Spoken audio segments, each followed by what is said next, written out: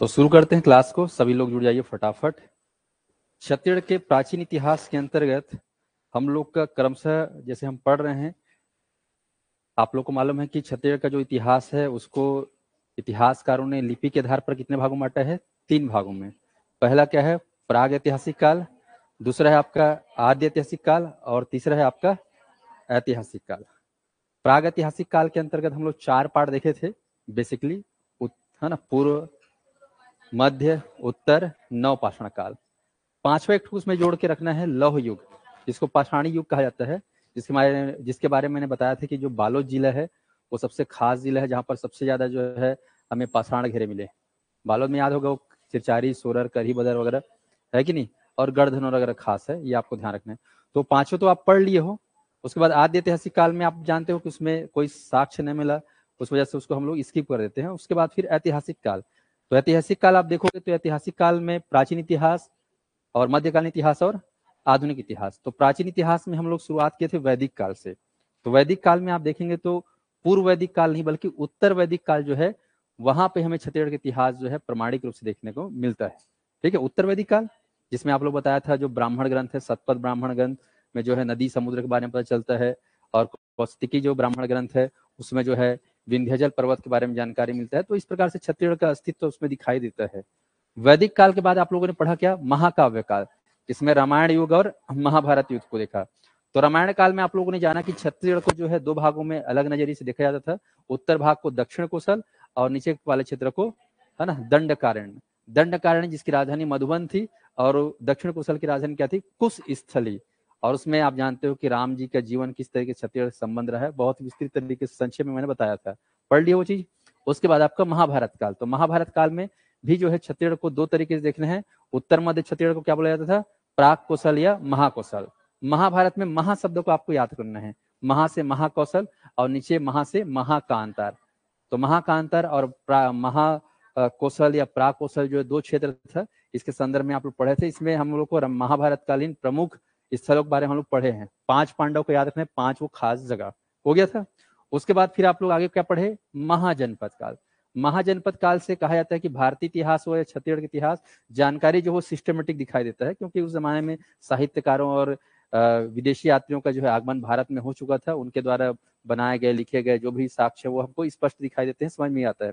तो आपका जो महाजनपद काल है उसमें आप लोग पढ़े जैन धर्म और बौद्ध धर्म। तो जैन धर्म का प्रभाव छत्तीसगढ़ में उस जमाने में कैसा रहा वो आप देखे, और बौद्ध काल में। तो महाजनपद काल में आपको ध्यान रखना है हमारा छत्तीसगढ़ जो चेदी महाजनपद के अंतर्गत आता था। किसके अंतर्गत?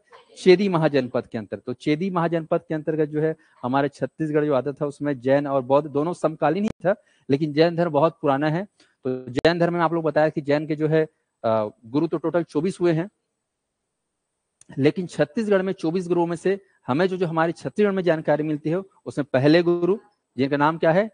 ऋषभ देव या आदिनाथ। उसके बाद 5वें गुरु सुमतिनाथ, और उसके बाद 16वां गुरु क्या है? शांतिनाथ, और उसके बाद 23वां गुरु पार्श्वनाथ, और 24वें गुरु महावीर जी। तो ये 5 जो खास गुरु हैं इनके बारे में हमें प्रमाणिक साक्ष्य मिले हैं, तो उनके जगह को लेकर एकदम याद रखना है, कंठस्थ। उसके बाद बौद्ध धर्म के बारे में बात करें तो बौद्ध धर्म में गौतम बुद्ध से संबंधित हमारे छत्तीसगढ़ में काफी खास जगह है, जिसमें आपका मेन जो जगह है सिरपुर याद रखना, शिक्षा का गढ़ था, बौद्ध शिक्षा का केंद्र था, और उसके अलावा आरंग है, ये सारा चीज। तो ये सब चीज हो चुका है। अब जो है हम लोग आते हैं छत्तीसगढ़ में महाजनपद काल के बाद आता है साम्राज्य, महासाम्राज्य। तो साम्राज्य या राजवंश कह सकते हो। तो ये जो राजवंश है ये हम आज पढ़ने वाले हैं, सभी लोग तैयार हो जाओ। राजवंश, डायनेस्टी, है ना। तो यहाँ पर राजवंश मतलब राजा का प्रभाव। तो छत्तीसगढ़ हो या भारत, इतिहास के दृष्टिकोण से देखा जाए तो कोई छोटे राजा थे तो कोई बड़े राजा, है कि नहीं। छोटे राजा अपने हिसाब से देखा जाए तो क्षेत्रीय राजवंश तक सीमित थे, और बड़े राजा लोग कहेंगे क्या? राष्ट्रीय राजवंश। तो छत्तीसगढ़ में राष्ट्रीय राजवंश प्रमुख रूप से 6 थे, 6 प्रमुख राजवंश छत्तीसगढ़ में, 6। 36 के 6 याद रख लोगे। तो ये प्राचीन राजवंश ध्यान रखना। मध्यकालीन में अलग से आप लोग राजवंश पढ़ोगे, लेकिन प्राचीन राजवंश छत्तीसगढ़ में, प्राचीन राष्ट्रीय राजवंश कितने थे? 6। छत्तीसगढ़ में प्राचीन राष्ट्रीय राजवंश कितने थे? 6।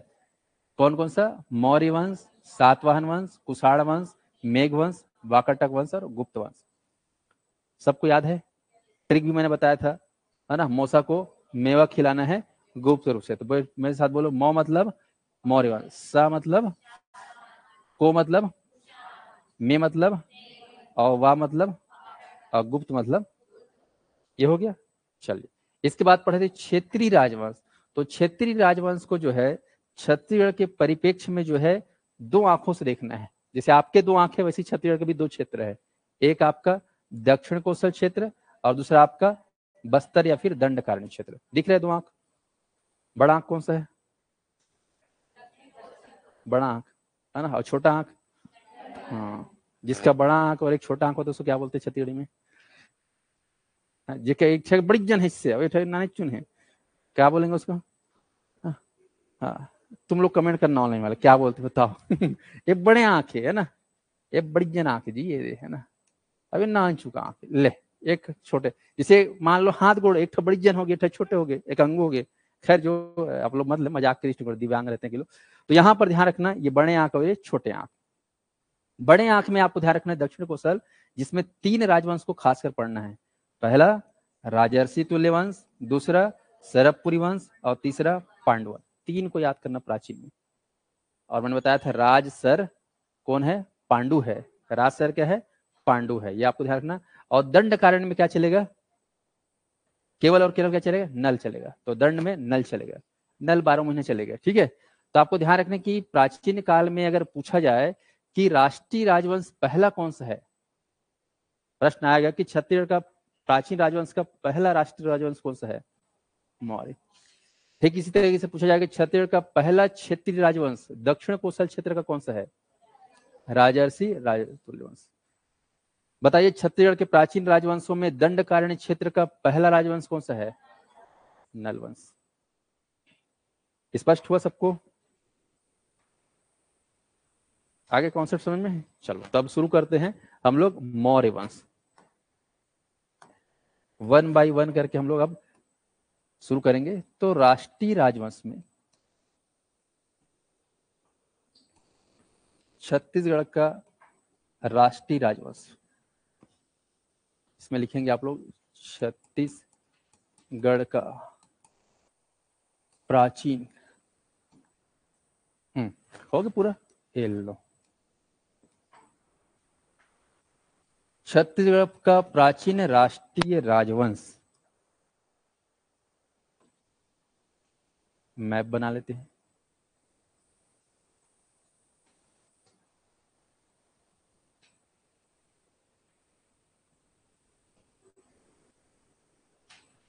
कौन सा राष्ट्रीय राजवंश से शुभारंभ हुआ छत्तीसगढ़ में?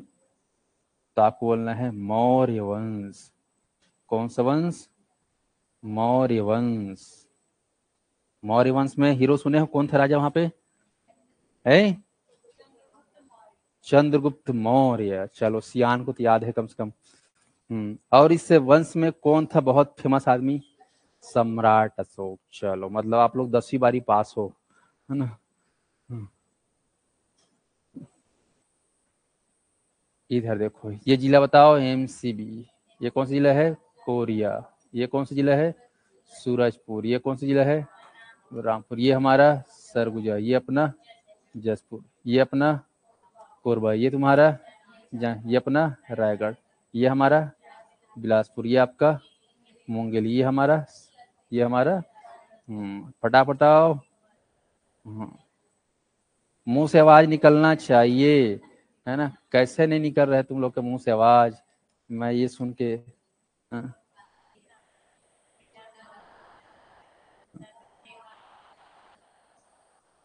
लो ठीक है। चलो, तो छत्तीसगढ़ का प्राचीन राष्ट्रीय राजवंश में आपको ध्यान देना है, शुरुआत जो हुआ है वो किससे हुआ है? मौर्य वंश।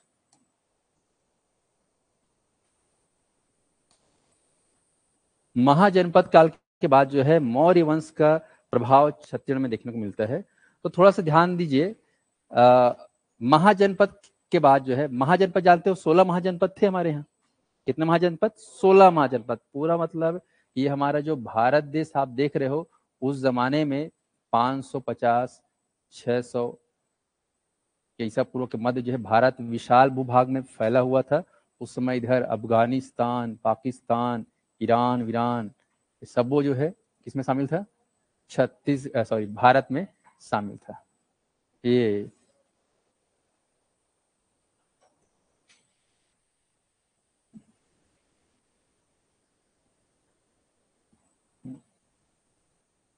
चलिए, इधर ये भी बांग्लादेश भी था, इधर अपना इंडोनेशिया, म्यांमार, कंबोडिया, है ना, इधर अपना भूटान, नेपाल, सब वो जन अपन से है कि नहीं। अब ये जो अखंड भारत काफी बड़ा भारत था, 16 महाजनपद में था। पढ़ोगे इधर तक्षशिला से लेकर इधर अस्मक पोटली तक अलग अलग 16 महाजनपद थे। मगध, वगध, वैशाली, अंग, चंपा, दुनिया भर की इंडियन हिस्ट्री में आप पढ़ोगे।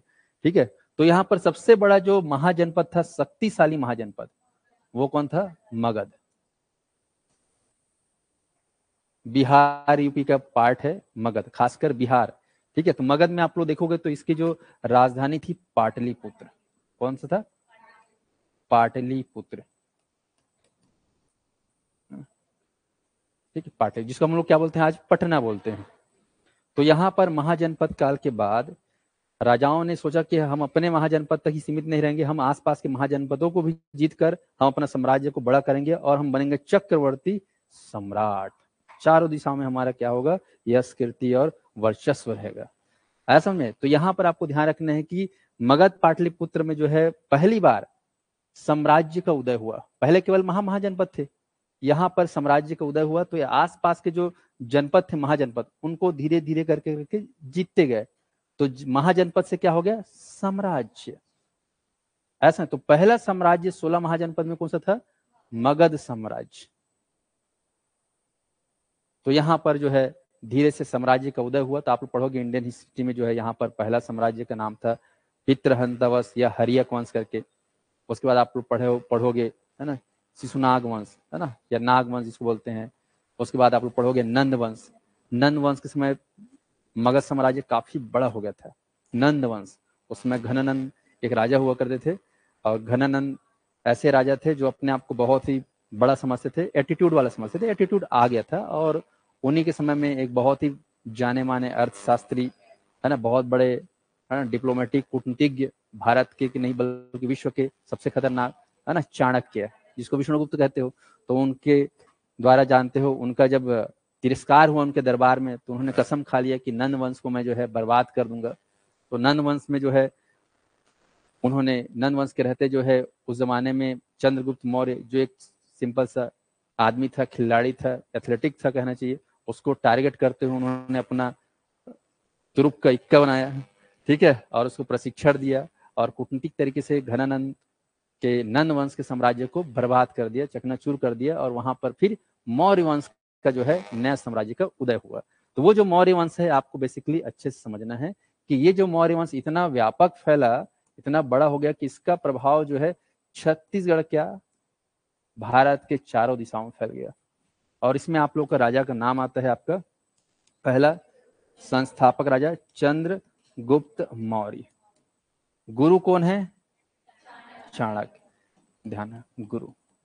इन्होंने जो उपलब्धि पाई उनमें कहीं ना कहीं सबसे बड़ा योगदान किसका है, चाणक्य गुरु का। मनुष्य तो मनुष्य है, मनुष्य जीव है, और जीव से शिव की प्राप्ति तब होती है जब उसके बीच में एक आता है मीडिएटर, जिसको बोलते हैं क्या, गुरु। आप लोग सुने होंगे, गुरु ब्रह्मा गुरु विष्णु गुरुदेवो महेश्वरा, गुरु साक्षात परम ब्रह्म तस्मै श्री गुरुवे नमः। तो गुरु एक आधार होता है जो मनुष्य को और ईश्वर को मिलाने का क्या करता है, कार्य करता है। चाहिए कि नहीं चाहिए। जैसे तुम लोग का शादी भी होगा कल के दिन में, पति पत्नी बनोगे, तो बीच में कौन आएगा, झक मीडिएटर, जो बताएगा रिश्ता कि फलाना बेटी बड़ा अच्छा है, फलाना बेटा बड़ा अच्छा है। सुने हो नहीं सुने हो, मीडिएटर। तो ये तो खैर लौकिक संबंध के बारे में बात करें, हम तो अलौकिक संबंध की बात करते हैं, या शिक्षक दीक्षा की बात करते हैं। तो बीच में जो गुरु चीज होता है, गुरु मतलब होता है बड़ा चीज, है ना। तो यहाँ पर बड़ा आदमी कौन आया, चाणक्य। गुरु था और उसको बना दिया गुरु, बड़ा बना दिया, है ना। तो चंद्रगुप्त मौर्य, बाद में पढ़ोगे इसका पुत्र आएगा बिंदुसार। बिंदुसार ये भी प्रथम प्रतापी था, ताकतवर था, और बिंदुसार के बाद आएगा, हाँ, तो इसको बोलना है दी बॉस सम्राट अशोक।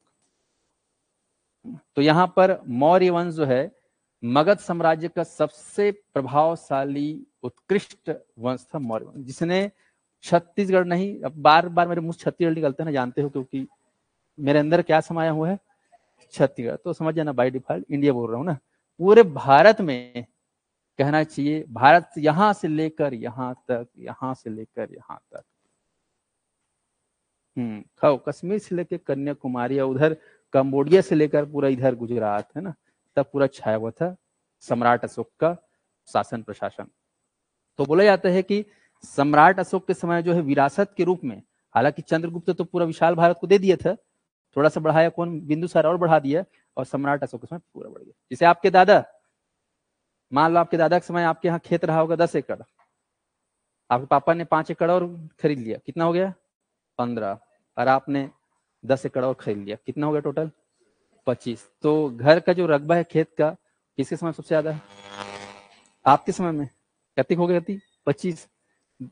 पिताजी के समय कितना था 15, और दादाजी के समय कितना था 10। हालांकि आजकल उल्टा हो रहा है, दादा के समय पहले 100 था, है ना, पिताजी के आते तक 50 हो गया, और आपके आते तक है ना 5 हो गया, है ना। तो खैर ये कलयुग है ना।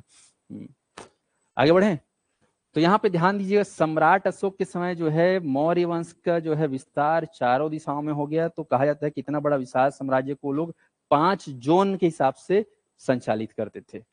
5 जोन, जैसे कि आपका ऊपर का जो जोन है इसको बोला जाता था उत्तरापथ, क्या बोलते थे उत्तरापथ, ठीक है, ये जोन था यहाँ का। जिसे हमारे छत्तीसगढ़ में 5 संभाग हैं, कितने संभाग है 5 संभाग, ऐसे यहाँ पर 5 जोन था, उत्तरापथ, नीचे आपका दक्षिणापथ, दक्षिणा,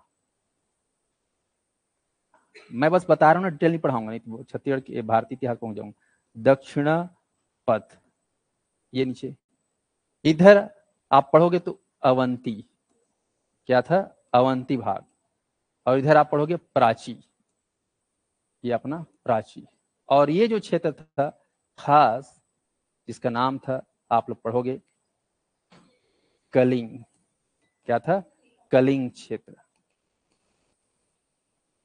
आपको ध्यान रखना है यहाँ पर, आप लोग जब इंडियन हिस्ट्री पढ़ोगे तो आपको पता चलेगा कि चंद्रगुप्त बिंदुसार के समय जो है सम्राट अशोक को जो है 4 क्षेत्र ही मिला था, उत्तरापथ, दक्षिणापथ, अवंती और प्राची। ऐसा समझे, प्राची इनका हेडक्वार्टर था। जैसे हमारे यहाँ 5 संभाग है कि नहीं, पर राजधानी कहाँ है पूरे छत्तीसगढ़ का, रायपुर संभाग, रायपुर, अटल नगर, नवा रायपुर, है कि नहीं। तो वैसे यहाँ पर 5 संभाग या 4 संभाग जो भी बोलो, प्राची मेन, पाटलिपुत्र मेन।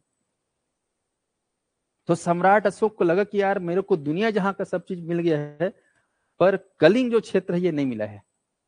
कलिंग उस समय जब सम्राट अशोक जब राजगद्दी पे इनका राज्याभिषेक हुआ, कम उम्र में ही इनका राज्याभिषेक हुआ, तो उनको लगा कि सब चीज तो मेरे पिताजी लोग जीत ले, बस वो नीचे का कलिंग बचा हुआ है। कलिंग बोले तो उड़ीसा, उस जमाने में उड़ीसा क्या बोलते कलिंग। अब बाद में भाषाई आधार पर उड़िया भाषा बोलते थे करके क्या नाम रख दिए उड़िया, सॉरी उड़ीसा, नहीं तो पहले पुराना नाम क्या था कलिंग। जैसे हमारा पुराना नाम क्या था दक्षिण कोसल था, है कि नहीं, ऐसे इनका नाम क्या था कलिंग।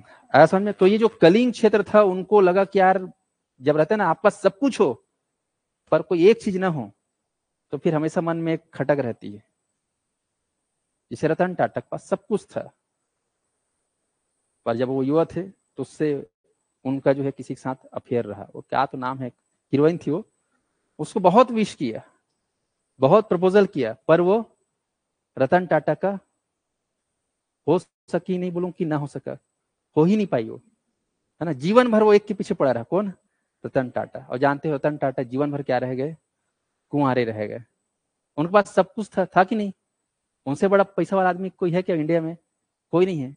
धीरू भाई अंबानी जितना पैसा कमाता है उतना वो दान करता है, तुमको पता है। भारत में आज भी सबसे ज्यादा रईस कौन है, रतन टाटा, लेकिन वो 50% पैसा क्या कर देता है, पूरा दान कर देता है, रखता ही नहीं।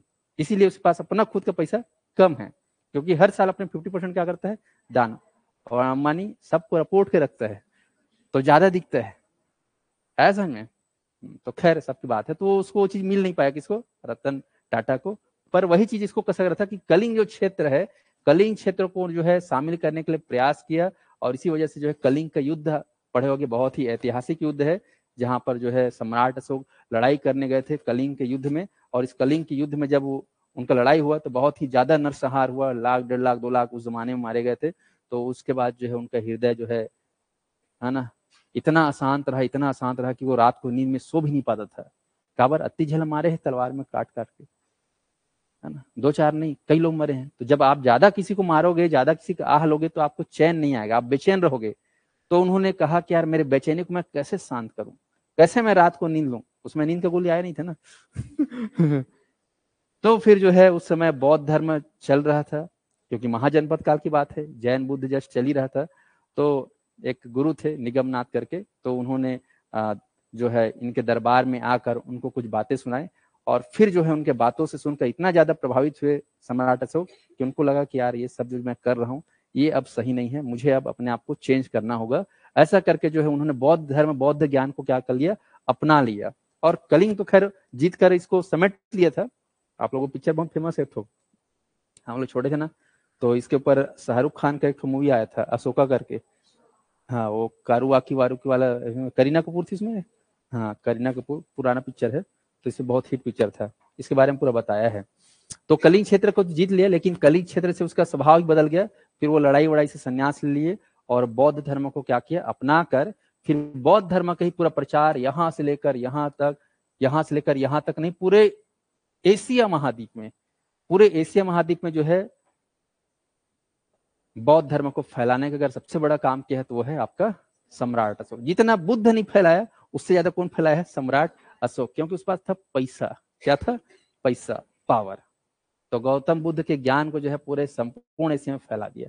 तो अब यहाँ पर ये तो हो गया संक्षेप में कहानी, हमको छत्तीसगढ़ परिप्रेक्ष्य समझना है। तो छत्तीसगढ़ में जो है मौर्य साम्राज्य या मौर्य वंश को समझना है, तो मौर्य वंश को लेकर ये माना जाता है कि पाटलिपुत्र से जब अशोक कलिंग क्षेत्र को जीतना चाह रहे थे, तो उन्होंने दक्षिण अभियान या कलिंग विजय अभियान को लेकर शुरुआत करके अपने सेना के साथ जो है ऊपर से पाटलिपुत्र से सेना के साथ खुर्दुक खुर्दुक खुर्दुक खुर्दुक, कहाँ है, नीचे छत्तीसगढ़ होते हुए कहाँ गए, कलिंग गए। अब अतिक दूरी लावा थे रेंगा तेरेंगा। अब उसमें थोड़ी ना छोटे हाथी अभी सब जमाना था, है कि नहीं, ट्रक वरक ट्रैक्टर, घोड़ा था, हाथी था। तो हाथी तो था नहीं। उसको एक चीज और अच्छा लगता था, पता है, कलिंग में क्या है, उड़ीसा में जानते हो हाथी बहुत है कि नहीं, समुद्री किनारे है और उड़ीसा में बहुत ज्यादा माइंस क्षेत्र भी है। तो अशोक को लगता था कि अगर ये क्षेत्र अगर मैं जीत लूंगा ना, तो एक तो एरिया भी बड़ा हो जाएगा, प्लस मुझे हाथी वाथी, क्योंकि हाथी का यूज किसमें होता था, लड़ाई में, है ना। 100 सुनार के तो 1 लोहार के, तो इसने 100 घोड़ा रहे तो 1 हाथी रहे, बात बराबर। तो हाथी को जो है अपनाना चाहता ताकि वो और ज्यादा क्या हो सके, ताकतवर, क्योंकि उसके उस समय क्या था, मेरे को बड़ा आदमी बनना है, मेरे को और ज्यादा बड़ा बनना है। तो मैं कैसे बड़ा बनूंगा, जब मेरे पास पैसा रहेगा, खनिज रहेगा, मेरे पास हाथी रहेगा लड़ने के लिए। तो हाथी मेरे साथी करके वो जो है दुनिया भर के यहाँ पे सोच के जो है लड़ने आया था। लेकिन जब लड़ाई हुआ, जीत भी गया, जीतने के बाद दुनिया भर के जब हुआ तो मन जो है बेचैन रहा, उस वजह से वो क्या किया, अपने आप को चेंज किया। तो यहाँ पर कलिंग क्षेत्र को लेकर, अपनी सेना को लेकर आने का जब है ना बनाया पूरा ट्रिप प्लानिंग, तब जो है छत्तीसगढ़ में हमें मौर्य वंश का प्रभाव देखने को मिला। ऐसा नहीं कि छत्तीसगढ़ को अशोक जो है एकदम वो बना के रखा था, ऐसा कुछ नहीं, ये एकदम बस प्रभाव था, क्योंकि ये सेंट्रल गवर्नमेंट था उस समय का। मौर्य वंश मतलब सेंट्रल गवर्नमेंट, स्टेट गवर्नमेंट बात मानेगी नहीं मानेगी, बताओ, मानेगा। तो इस प्रकार से आने का कारण, प्रभाव का कारण समझ में आया। कलिंग का विजय, दक्षिण विजय अभियान, क्या बोलना है, दक्षिण विजय अभियान, या फिर आप कह सकते हो कलिंग विजय अभियान, ये जो है टारगेट बना छत्तीसगढ़ के प्रभाव का। चलो तो समझे हम लोग, मौर्य वंश। तो ऊपर से आ रही है, कहां से आ रही है इनकी सेना, पाटलिपुत्र से आ रही है सेना। जैसे राम जी आए थे ऊपर से चलते हुए, पूरा राम वन पद पढ़े थे ना, ऐसे ही ऊपर से आ रही इनकी सेना। ये लो, ये ए लो, ये ए लो, ए, हाँ, इधर क्या है, पूरा ओडिशा, जिसको समय क्या बोलते थे, कलिंग क्षेत्र।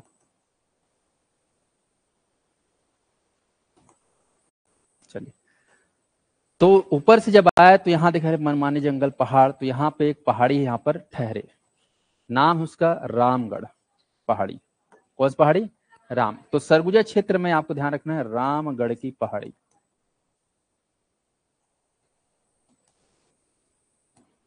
और इस रामगढ़ की पहाड़ी को आपको ऐतिहासिक रूप से याद रखना है, बहुत ही खास है। यहाँ पर इनकी सेना ने जो है काफी दिन तक शिविर बनाकर, है ना, आराम किए, प्लानिंग किए, स्ट्रेटेजी बनाए। स्पष्ट है? ये आपको ध्यान रखना है रामगढ़ की पहाड़ी। और उसके बाद आपको ध्यान रखना है ये अपना शक्ति, जांजगीर चांपा, ये रायपुर और अपना महासमुंद, ये खास जगह है ना। तो सरगुजा जिला, शक्ति जिला, सारंगढ़ जिला, ठीक है, बिलासपुर भी चाहो तो कनेक्ट कर सकते हो, कोई दिक्कत नहीं है, लेकिन मेन ये आपका है ये अपना रायपुर जिला और महासमुंद। हो गया? चलिए अब ध्यान समझिए। मौर्य वंश में सम्राट अशोक को लेकर चंद्रगुप्त के समय के बारे में कोई जानकारी नहीं मिलती छत्तीसगढ़ में, न ही बिंदुसार के बारे में कोई जानकारी नहीं मिलती। मौर्य वंश के कौन से राजा के बारे में जानकारी मिलती है? सम्राट अशोक। 3 राजाओं में इसके सम्राट अशोक को लेकर जानकारी मिलती है छत्तीसगढ़ में। यहां पर भी एक जिला लिख लेना, कोरिया में, कोटाडोल करके पढ़ोगे आप लोग। तो चलो सम्राट अशोक को लेकर अब आप लोग ये बताइए, जैसे कोई आदमी जाता है घर से बाहर कहीं, तो खाली हाथ जाता है कि जेब में पैसा रख के जाता है? कुछ लोग रहते हैं ग्रुप में जाते हैं तो एकदम खाली हाथ जाएंगे और दोस्त के भरोसे रहेंगे, है ना, और बोलेंगे लेन भाई खर्चा चला दे रहा है, बाद में तो दे दूं, और बाद में वाला नाम ही नहीं आता है नहीं। हाँ, खैर हो, तो यहाँ पर तो खुद राजा है, पूरा पैसा वैसा के साथ आ रहे हैं। तो पैसा वैसा के साथ आ रहे थे तो यहाँ पे आए, तो यहाँ जिसे उनको मालूम चना मुर्गा खाना है नहीं, तो पैसा देगा कि नहीं देगा? तो उनके द्वारा पैसा जो है यहाँ पर मुद्रा उद्रा पूरा छटकाए पर मिला, क्योंकि वो साथ में क्या लाए थे? पैसा। तो उनके सिक्के जो है हमको मिले हैं। तो सबसे जो प्रमाणिक साक्ष्य है, साक्ष्य, उसमें आपको लेना है मुद्रा, इसको बोलेंगे आप लोग सिक्का। आपको लेना है सिक्का या मुद्रा। और कुछ मूर्तियां भी हमें प्राप्त हुई हैं, मूर्तियां और स्तूप, मूर्तियां और स्तूप, क्योंकि स्तूप बनाने का जो है, शिलालेख बनाने का जो है, पाषाण स्तंभ लेख बनाने का जो क्रेज था, वो कहीं ना कहीं अशोक के समय बहुत चला। वो आप लोग पढ़ोगे सारनाथ स्तंभ, जो भारत का आज राष्ट्रीय प्रतीक बन चुका है, वो 4 ठग शेरमन इसी से, है ना, देखे नहीं देखे हो, सिक्का बन रहे थे, तो सब इसी का बनाया गया है। तो चलो हम लोग देखते हैं मुद्रा कहाँ कहाँ मिला। तो वेरी वेरी इंपॉर्टेंट आपको ध्यान रखना है,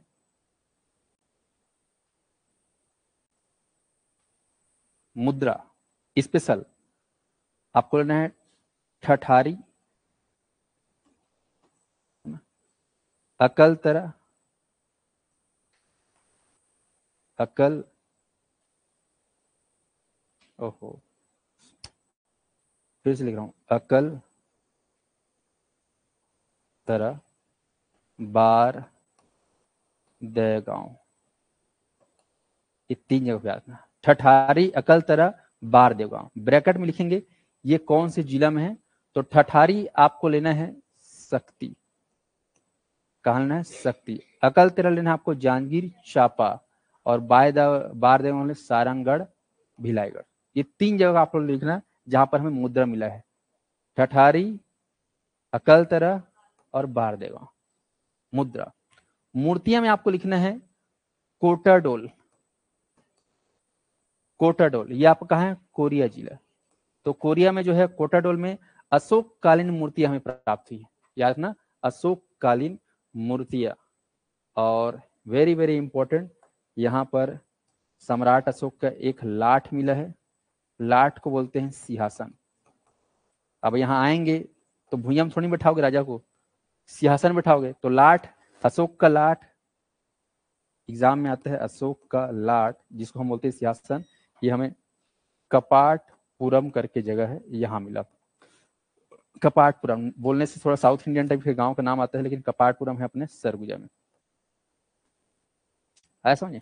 ये आपको ध्यान, ये स्पेशल याद ना, ये ठठारी, अकलतरा, बारदेवगांव, कोटाडोल, कपाटपुरम, ये खास खास जगह है। फिर फाइनली हम लोग चलेंगे रामगढ़ की पहाड़ी, जहां पर जोगी मारा की गुफा,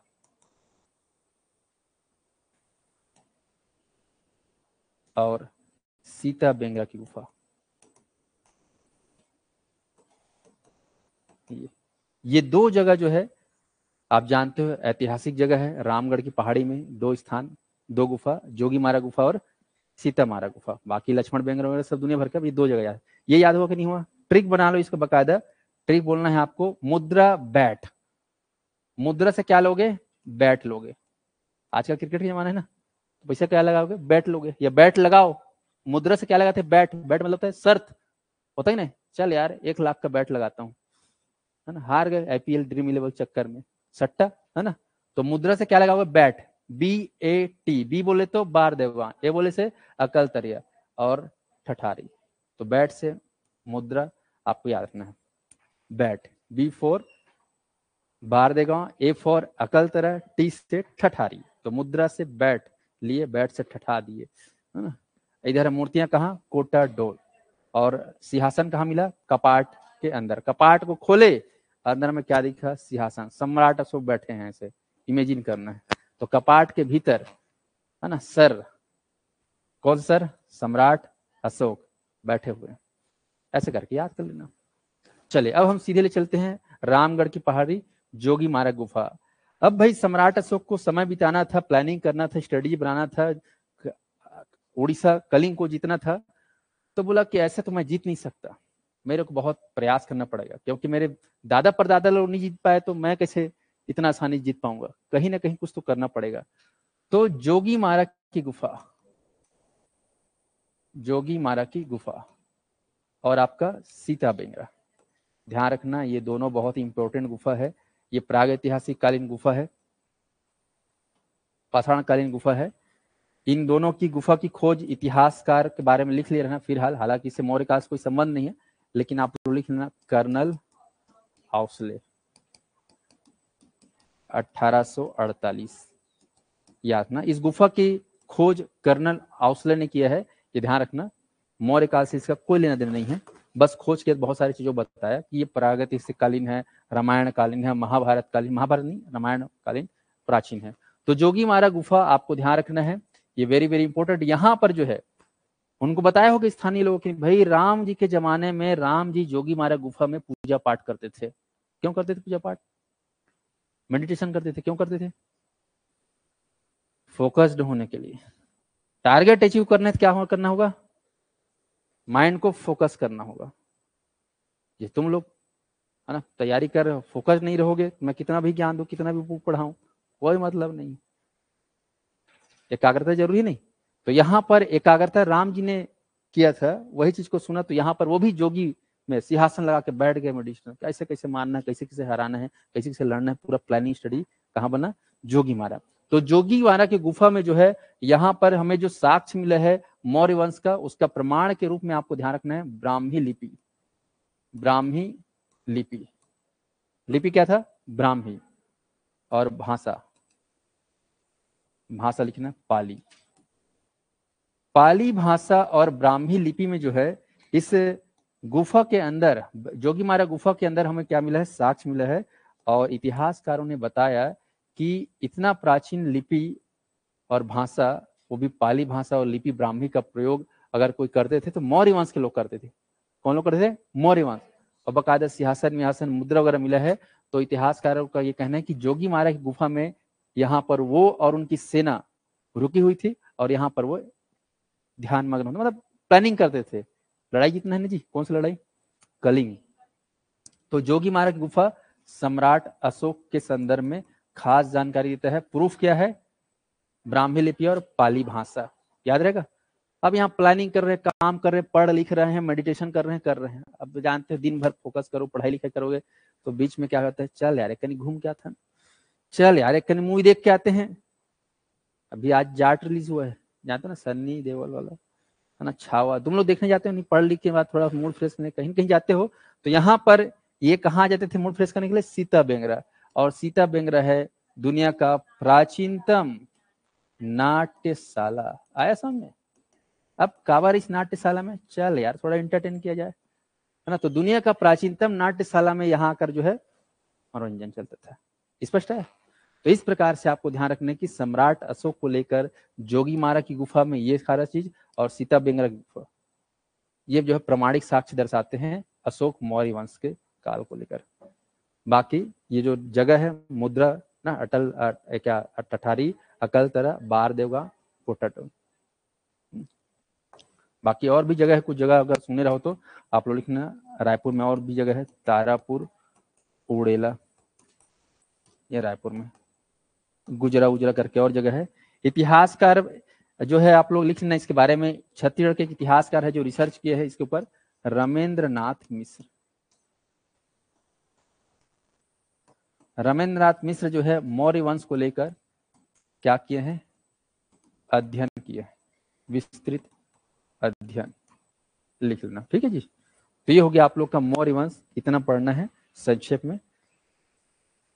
कोई दिक्कत यहां तक? मौर्य वंश कंप्लीट।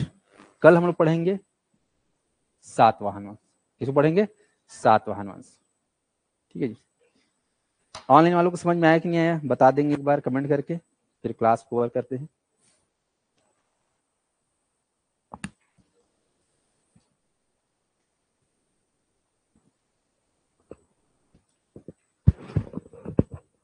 अपना टारगेट लेकर फोकस पढ़ो भाई, जोगी बन जाओ, जोगी, जोगी मारा गुफा।